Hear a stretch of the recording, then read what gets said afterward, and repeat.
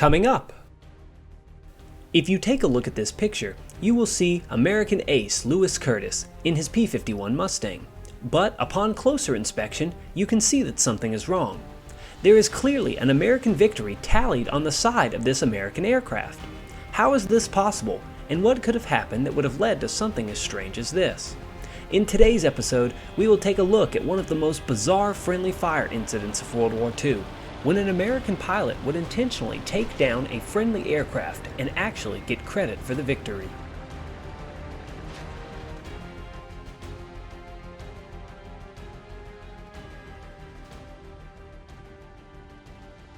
First, a quick shout out to my Patreon supporters. If you want access to behind the scenes videos and bonus content, please check out the Patreon link in the description.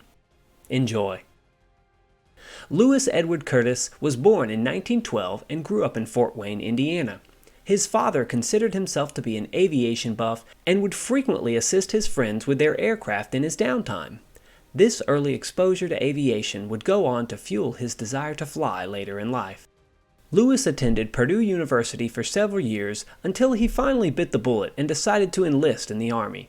Coincidentally, he enlisted on Saturday, December 6, 1941, the very day before the infamous and deadly attack on Pearl Harbor.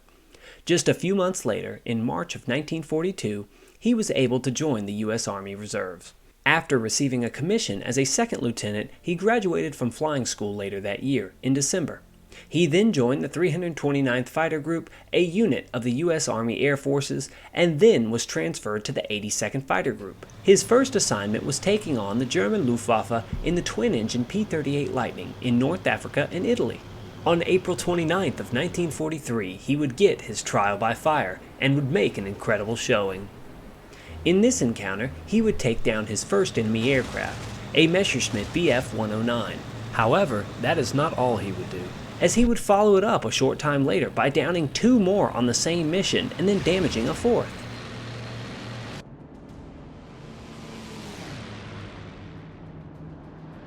With 3 kills to his name very quickly, he would see more success a month later in the skies over Sardinia, where he would take down 2 more German 109s, making him an ace in less than a month.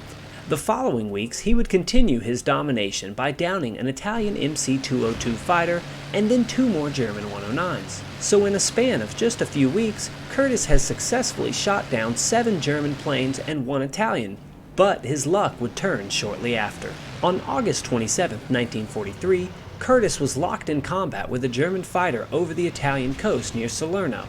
Unfortunately, he would be on the losing side of this dogfight and was shot down.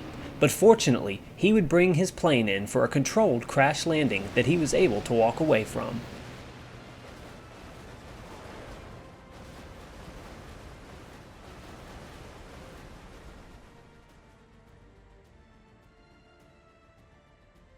He was then captured by the Italians and placed in a prisoner of war camp near Rome. Mere days after his capture, Italy would surrender to the Allies. Lew and a few pilots were able to escape, which allowed him to elude being captured again by the Germans for the next 8 months. He would make it back to American lines in May of 1944, and after a short rest was sent back into the air, but this time on the other side of the globe, in the Pacific Theater.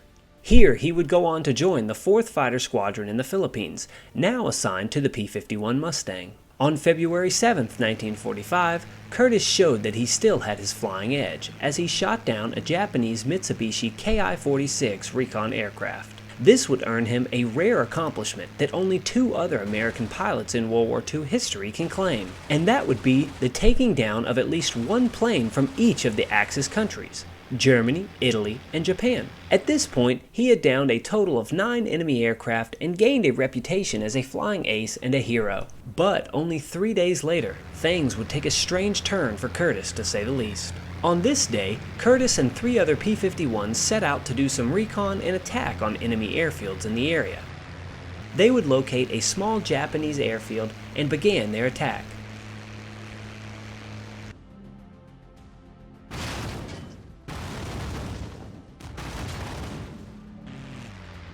But during this engagement, one of the P-51s would be shot down by anti-aircraft fire, with the pilot exiting safely into the Pacific waters off the coast.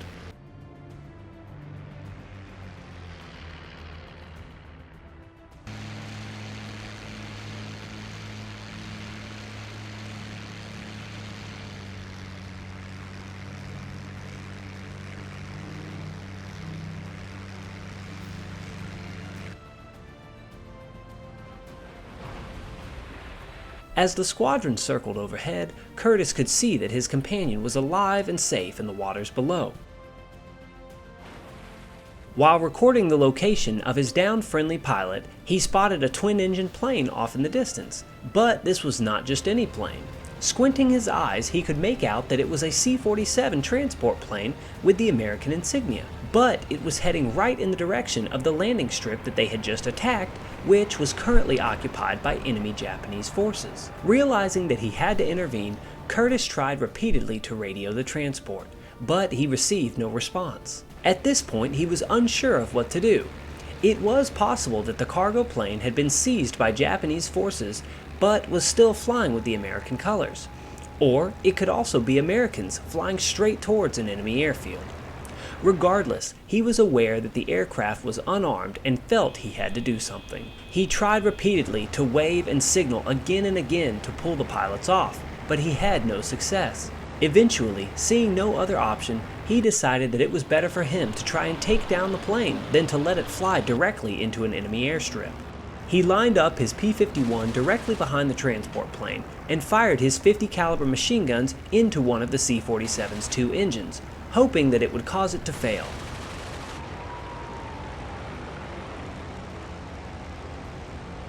But the plane stubbornly kept on its course.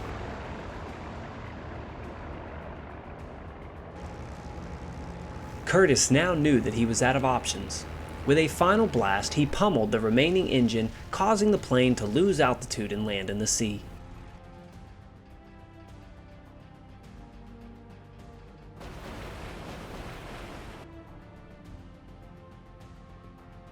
Luckily, the plane was able to come to rest without breaking apart, and the crew members evacuated into a lifeboat with minimal injuries. Curdes watched as the transport ended up in the water relatively close to his downed wingman. As the downed P-51 pilot approached them in the water, he found out that they were indeed Americans. The transport crew pulled him out of the water and onto their life raft and informed him of their situation. Their plane had been lost in an intense storm, which caused the radio to stop working. As they were running out of fuel, the pilot headed directly to the nearest airstrip that he could find, not knowing that it was under Japanese control. So, as it turned out, the bold move by Curdes had saved the crew from flying directly into Japanese territory, allowing them to avoid a terrible fate which would have very likely seen them joining the infamous American prisoners of war at Bataan. The following morning, Curdes would come back escorting a PBY rescue plane to pick up his wingman and the crew of the C-47. To his surprise, one of the crew members was in fact Svetlana Valeria, a nurse that he had gone on a date with the night before the incident. At that point, Valeria and Lou had already fallen for each other and would continue their relationship. The couple went on to be married in April of 1946 and would remain together for the rest of their lives. This absurd coincidence effectively made Curdes the only pilot in history to shoot down a plane with his future wife on board. In addition, it was decided that he would be awarded an air-to-air victory for the takedown of the American C-47, which would be painted on the side of his Mustang. Curdes would eventually retire from the U.S. Air Force in 1963, but not before being recognized for his accomplishments by receiving several awards, including 2 Distinguished Flying Crosses. He would pass away in 1995 at the age of 75. I hope you enjoyed this historical recreation.